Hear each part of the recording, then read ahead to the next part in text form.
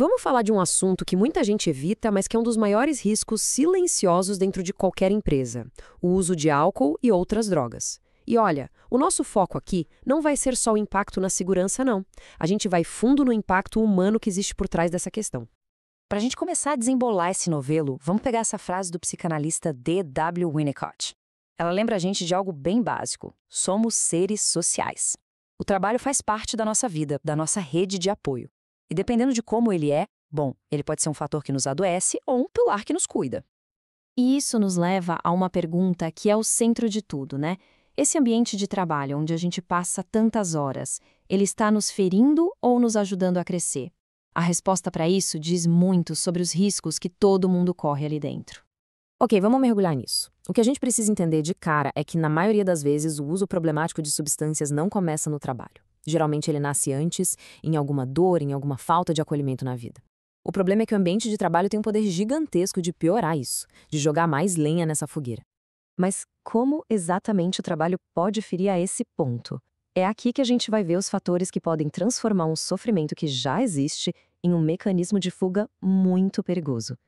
E se a gente parar para pensar, o que está aqui na tela é muito comum, né? A pressão por metas que não dá para alcançar, as horas extras que acabam com a vida pessoal, aquele clima tóxico com a liderança ou com os colegas, a sensação de que ninguém te escuta, tudo isso vai criando um beco sem saída.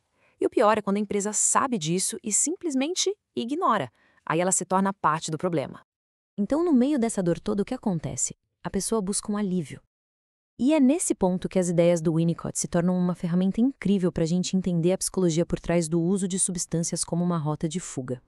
Sabe, o Winnicott falava que todo mundo precisa de um ambiente suficientemente bom para se desenvolver de um jeito saudável. E veja bem, não é um ambiente perfeito, sem nenhum problema. É só um ambiente que ampara, que dá suporte, que permite que a pessoa seja ela mesma.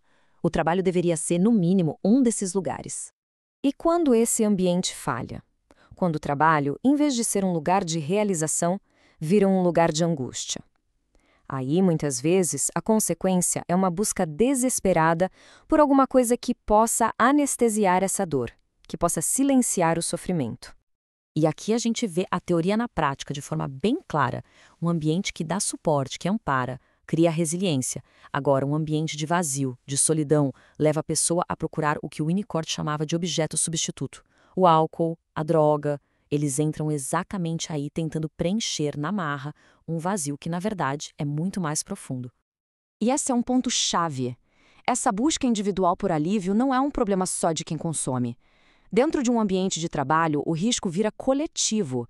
Aumenta a chance de acidentes, de erros, de falhas que podem colocar a equipe inteira em perigo. Bom, e é aqui que a gente precisa mudar um pouco o nosso foco. Vamos sair um pouco da psicologia para entrar nas obrigações práticas, legais mesmo. A questão deixa de ser sobre culpar o indivíduo e passa a ser entendida como um problema de segurança ocupacional. E essa é a ideia principal, a grande virada de chave. A abordagem certa não é punir, é cuidar. Cuidar de quem está sofrendo e, como consequência, cuidar de todo mundo que está ao redor, garantindo um ambiente seguro para a equipe inteira. E o interessante é que a legislação brasileira já está nesse caminho, através das normas regulamentadoras, as famosas NRs. A NR01, por exemplo, já fala sobre gerenciar riscos psicossociais. A NR07 foca no monitoramento da saúde, o que ajuda na identificação precoce. A NR17 lida com a carga mental, com a exaustão, ou seja, o ponto central é que todas elas juntas tratam o uso de substâncias como um risco ocupacional. E a empresa tem o dever de prevenir e gerenciar isso. Ok, se a lei exige e a ética aponta para o cuidado, como é que as empresas podem, na prática, construir um ambiente que protege em vez de ferir?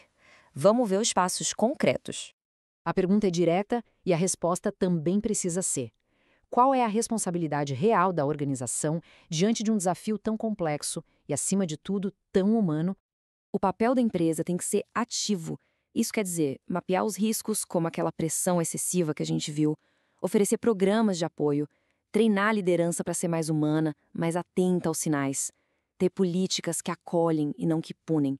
E talvez o mais importante, garantir que pedir ajuda seja um ato seguro, com anonimato, e que leve a um tratamento digno. E vale a pena repetir, viu? Com base nas NRs, como a 01 e a 07, essas ações de prevenção não são um bônus, não são um favor que a empresa faz.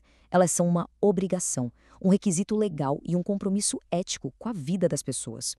E para a gente amarrar tudo isso, a gente precisa voltar para o coração da coisa, prospecto humano. A mudança de visão é fundamental. É preciso largar o julgamento de isso é fraqueza ou falta de caráter e conseguir enxergar o que realmente está ali. Uma pessoa em sofrimento profundo, que está silenciosamente pedindo ajuda.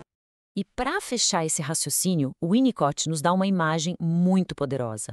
O brincar, para ele, é esse estado de ser criativo, de ser espontâneo, de ser quem se é. O uso de álcool e drogas é justamente o contrário disso. É o desaparecimento da criatividade. É o desaparecimento de si mesmo. No final das contas, a mensagem é bem clara e direta. Construir um ambiente suficientemente bom, um lugar onde ninguém precise fugir de si mesmo para aguentar o dia de trabalho, não é só um ato de humanidade. É a estratégia mais inteligente que existe. Porque, no fim do dia, cuidar do trabalhador é cuidar da empresa.